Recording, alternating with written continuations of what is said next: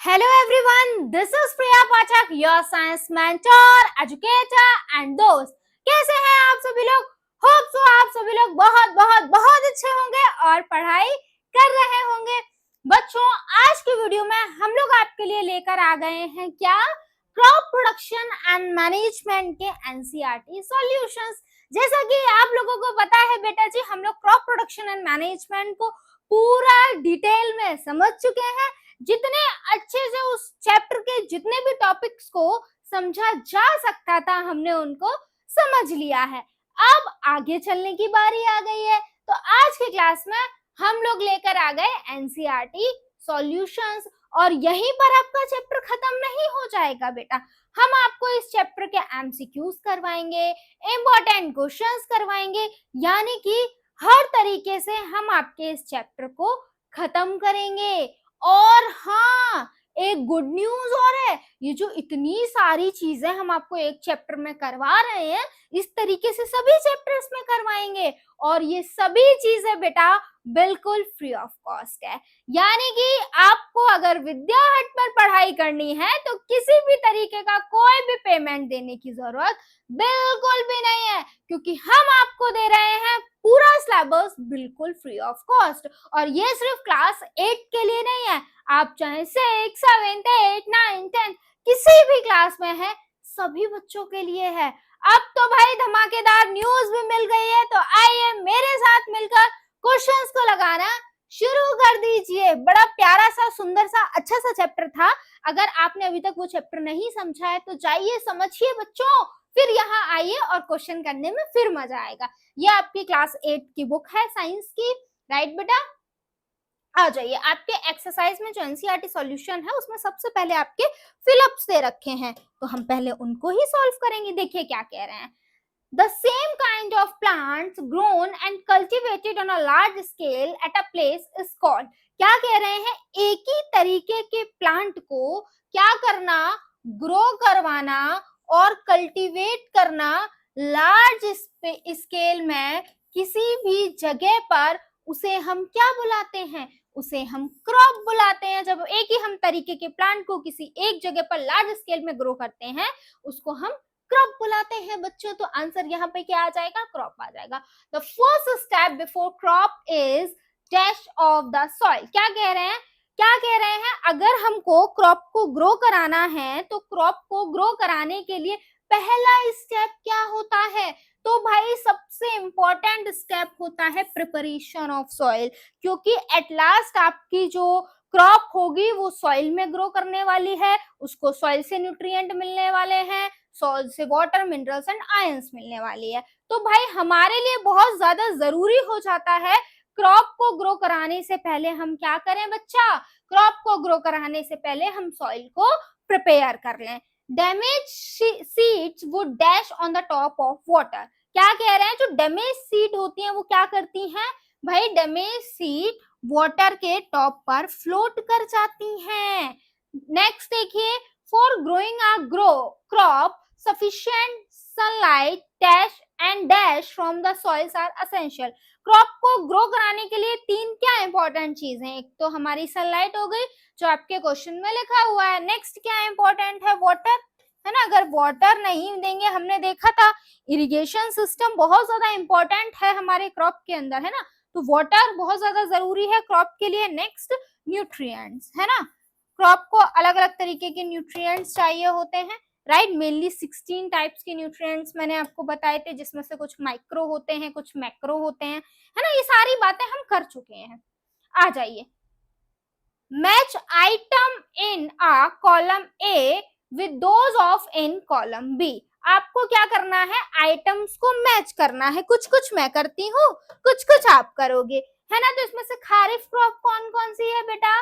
जल्दी से बताएंगे। खारिफ क्रॉप कौन कौन सी है? पैडी एंड मेज। ये किसके अंदर आते हैं? खारिफ क्रॉप के अंदर आते हैं, राइट? उसके बाद क्या लिखा हुआ है? राबी क्रॉप कौन कौन सी है बेटा? राबी क्रॉप के अंदर आपका आता है क्या? राबी क्रॉप के अंदर आता है व्हीट, ग्राम एंड पी। उसके बाद आ जाइए, आपका क्या लिखा हुआ है? Organic manure. इनमें से ऑर्गेनिक मैन्योर क्या है?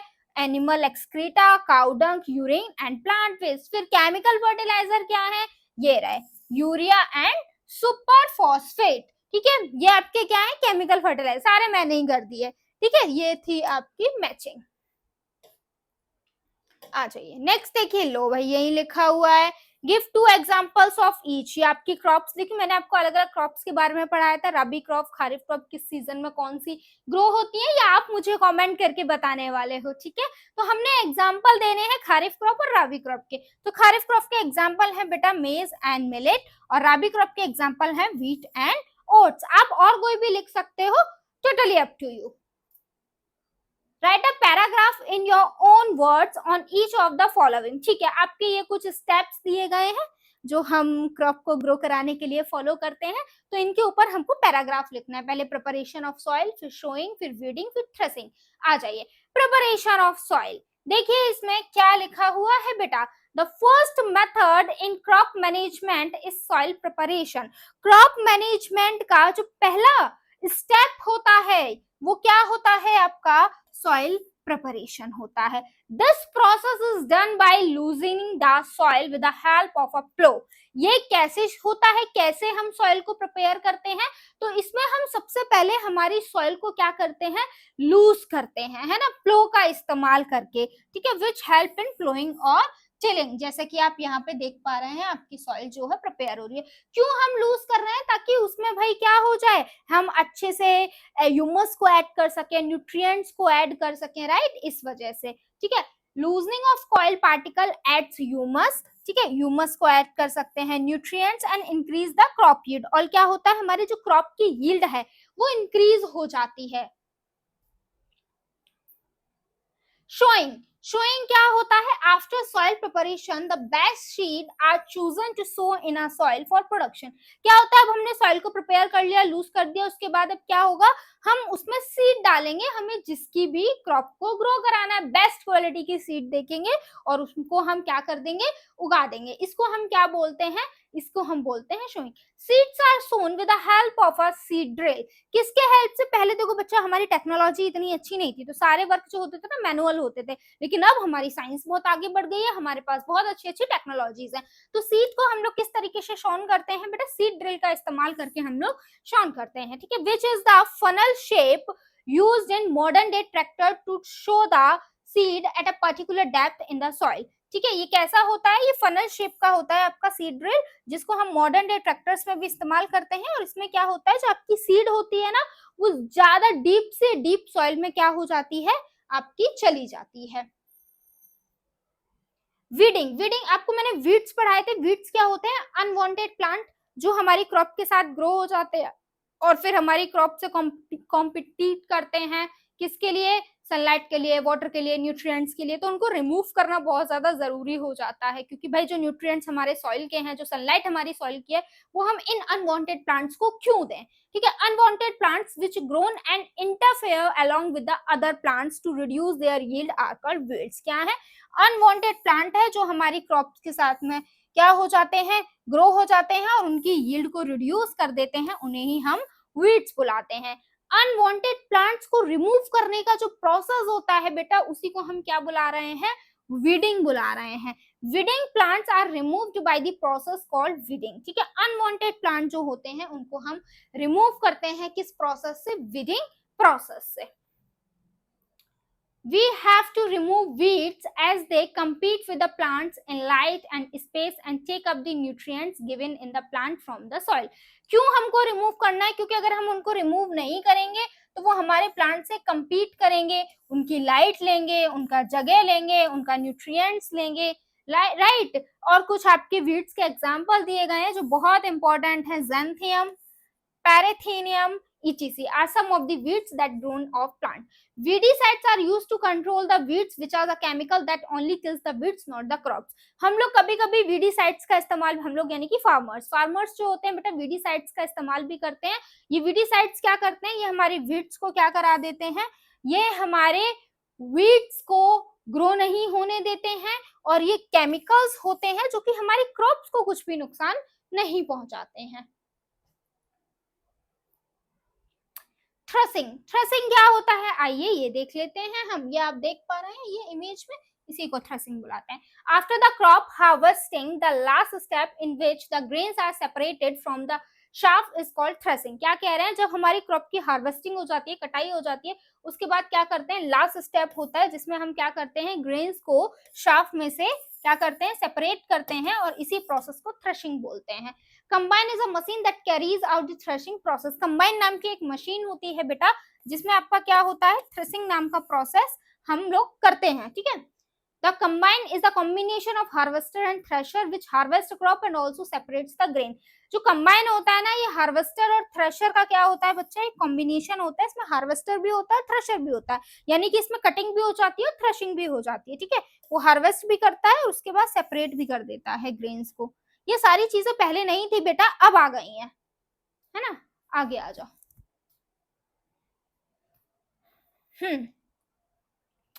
इस क्वेश्चन में देखिए बेटा क्या कह रहे हैं, what is irrigation, describe two methods to irrigation that conserve the water. Irrigation क्या होता है, क्रॉप्स को पानी देना, इसी को इरिगेशन बोलते हैं।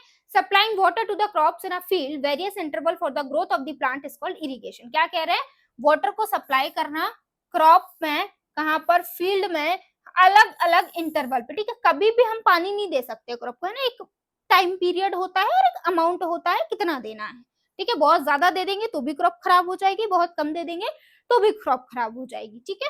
इसी को हम क्या बुलाते हैं, इरिगेशन बुलाते हैं। Interval differ from crop to crop, और जो कितना इंटरवल में देना है वो डिपेंड करेगा crop to crop.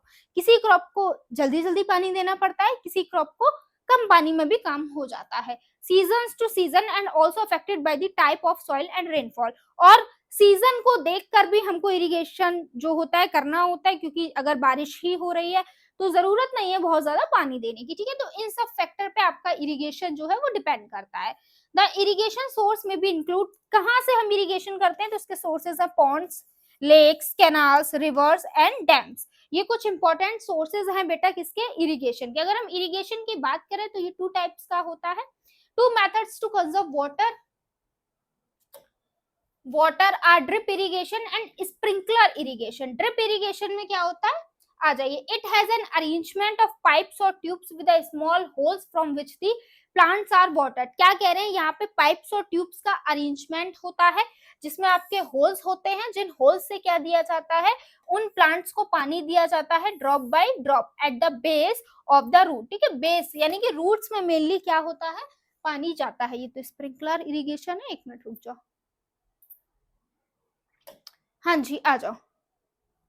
So that water can not be wasted, यानी कि इसमें क्या हो रहा है, ट्यूब से पतले पतले, और ट्यूब में से क्या निकल रहा है, पानी निकल रहा है, डायरेक्टली प्लांट के रूट्स में जा रहा है, जिससे क्या हो रहा है, आपको बहुत ज्यादा पानी वेस्ट नहीं हो रहा है। स्प्रिंकलर इरिगेशन में क्या होता है, it has an arrangement of vertical pipes, जैसे कि आप देख पा रहे हो इमेज में, with rotating nozzles on the top of the distribution. यहाँ पे क्या होते हैं, वर्टिकल पाइप्स होते हैं जिनमें रोटेटिंग नोजल लगी हुई होती है to distribution of water and uneven और sandy lands without the wastage of water. इससे क्या होता है, यहाँ से भी पूरे एरिया में क्या होता है, पानी आपका पहुंच जाता है, ठीक है। If wheat is shown in the kharif season, what would happen? Discuss. क्या कह रहे हैं, अगर हम गेहूं व्हीट को खारिफ सीजन में ग्रो कराते हैं तो क्या होगा। Kharif season is from June to October. Kharif season कब आता है बेटा, जून से अक्टूबर के बीच में आता है। If wheat is planted during this season it is possible that entire crop will be damage. क्या कह रहे हैं, अगर हम इस सीजन में यानी कि जून टू अक्टूबर में व्हीट को ग्रोन कराते हैं तो क्या होगा, ये पॉसिबल हो सकता है कि हमारी जो एंटायर क्रॉप हो वो क्या हो जाए, डैमेज हो जाए। क्यों हो जाए, due to the varieties of issues including lack of optimum temperature. यानी कि बहुत सारे इश्यूज हो सकते हैं, जैसे कि जो व्हीट को ग्रो करने के लिए टेम्परेचर चाहिए वो टेम्परेचर नहीं मिलेगा उसको, अडेप्टेबिलिटी, अडेप्ट वो ग्रो ही नहीं कर पाएगा क्योंकि भाई व्हीट का वो एनवायरमेंट है ही नहीं है बेटा, ठीक है। एंड इंसेक्ट अवेलेबिलिटी, और यहाँ पे इस सीजन में, खारिफ सीजन में इंसेक्ट्स देखने के लिए मिलते हैं, तो हो सकता है इंसेक्ट्स ही व्हीट को डैमेज कर दे, तो ओवरऑल वो ग्रो नहीं होगी, डैमेज हो जाएगी। तो don't waste your time. The rainy season is also included in the Kharif season. Kharif season के अंदर क्या आता है, रेनी सीजन भी आता है, which is not conductive to wheat crop growth. और यहाँ पे भी हम क्या नहीं करा सकते हैं, व्हीट की ग्रोथ नहीं करा सकते हैं। As wheat grows well in the winter season और राबी क्रॉप। जैसा कि आप लोगों को पता है, क्यों नहीं करा सकते, क्योंकि हमारे जो वीट होते हैं वो विंटर सीजन यानी कि राबी सीजन में अच्छे से ग्रो करते हैं। As a result the wheat crop must be planted during the Kharif, must not be planted during a Kharif season but rather during a Rabi season. तो हमको क्या करना चाहिए, जो कि हमने देखा कि ये रीजन हो सकते हैं अगर हम वीट को खारिफ क्रॉप में ग्रो कराते हैं तो हमको खारिफ क्रॉप में ग्रो नहीं कराना है, राबी क्रॉप में ग्रो कराना है, क्योंकि वीट हमारे विंटर्स में ही ग्रो होते हैं।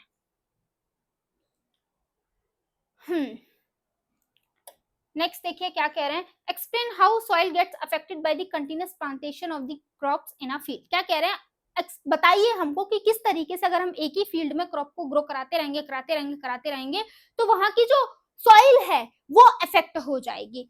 आ जाइए, soil minerals such as potassium, nitrogen, phosphorus as well as other nutrients are depleted as a result of the persistent soil plantation। क्या कह रहे हैं, सॉइल के अंदर के जो मिनरल्स होंगे ना, मिनरल्स बोले तो पोटेशियम, नाइट्रोजन, फॉस्फोरस, ठीक है, और भी अदर न्यूट्रिएंट्स जो होंगे ना, अगर हम एक ही सॉइल में बार बार एक ही तरीके की क्रॉप को ग्रो कराएंगे तो ये मिनरल्स बच्चा डिप्लीट होते जाएंगे।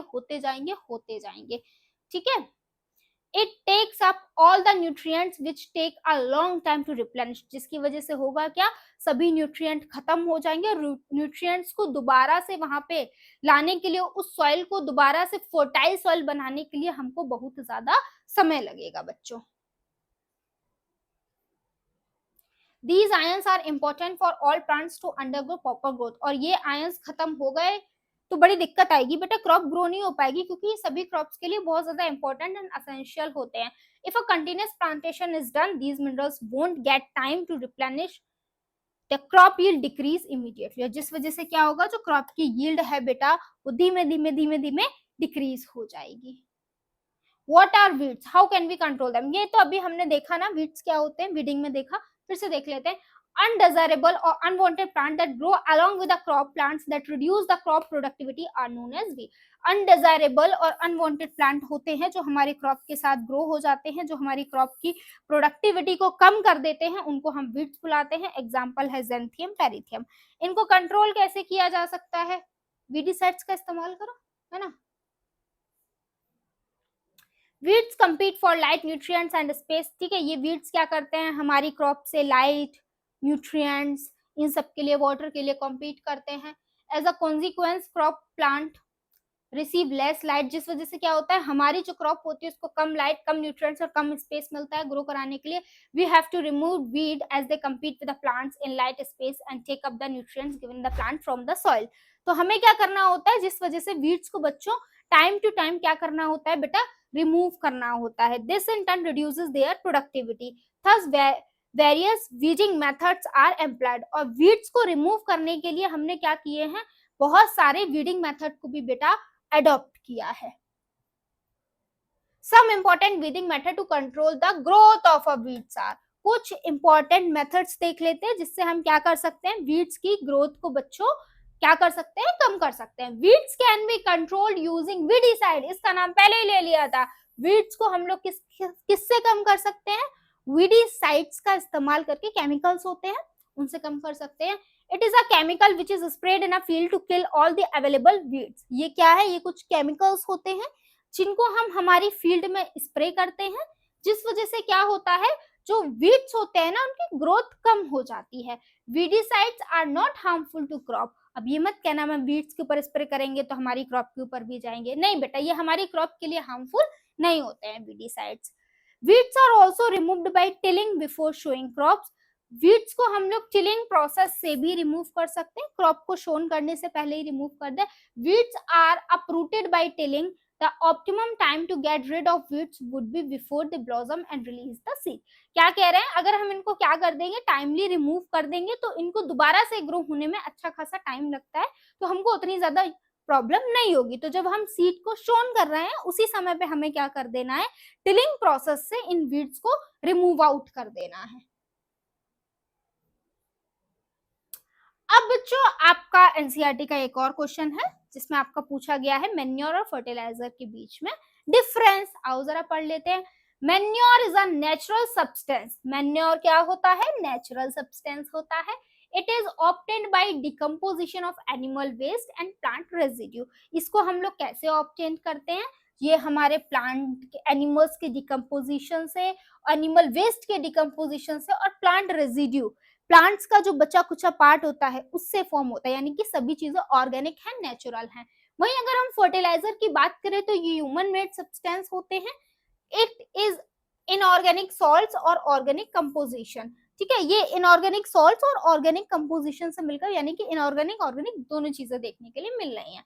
Manure contain small amount of essential plant nutrient, और मैन्योर में कम अमाउंट में प्लांट के न्यूट्रिएंट पाए जाते हैं, कम अमाउंट में होते हैं, लेकिन ये हमारी क्रॉप को बिल्कुल भी हार्म नहीं पहुंचाते हैं क्योंकि ये नेचुरल हैं।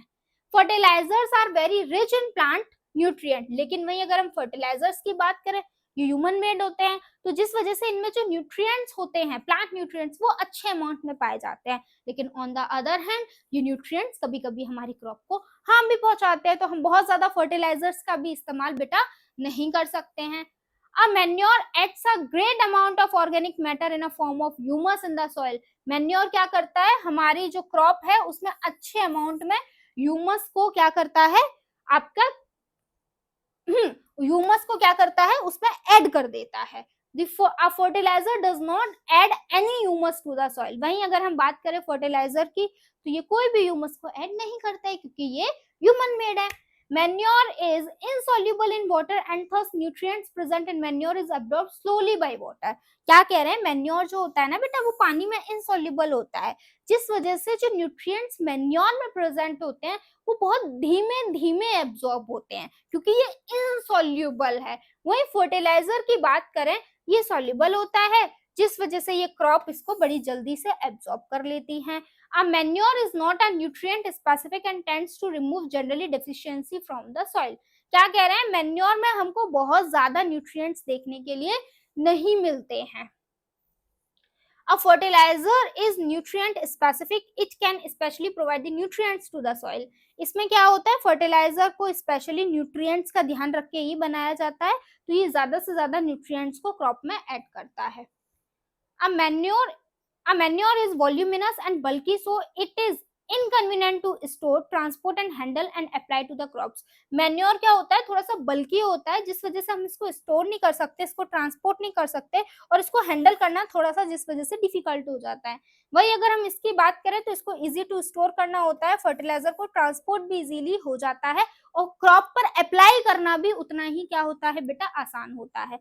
A manure is cheap and prepared in rural homes और फील्ड। मैन्योर जो होता है बेटा वो सस्ता होता है और इसको हम लोग आराम से हमारे घरों में बना सकते हैं, लेकिन वही अगर हम फर्टिलाइजर्स की बात करें तो ये कॉस्टली होते हैं और इनको हम घर में नहीं बना सकते, ये फैक्ट्रीज में ही प्रिपेयर होते हैं। तो इतने पॉइंट्स बेटा मोर देन इनफ है, इनमें से अगर आप 4-5 भी याद कर लोगे तो पूरे मार्क्स आ जाएंगे। तो बच्चों जितने भी एनसीईआरटी सॉल्यूशंस थे क्रॉप प्रोडक्शन एंड मैनेजमेंट के, वो हमने खत्म कर लिए हैं। मैं फिर से कह रही हूँ, अगर चैप्टर नहीं पढ़ा है, डायरेक्ट एनसीईआरटी सॉल्यूशन करने आए हो तो बिल्कुल मत करना, पहले चैप्टर को पढ़ना फिर आना, आपको समझ में आएंगे। अब जो कि सारे क्वेश्चंस खत्म हो गए हैं तो क्लास को यहीं पे ओवर करते हैं, फिर मिलते हैं आपसे नेक्स्ट क्लास में। Till then keep learning and keep practising. Thank you so much for watching me. जय हिंद बच्चों।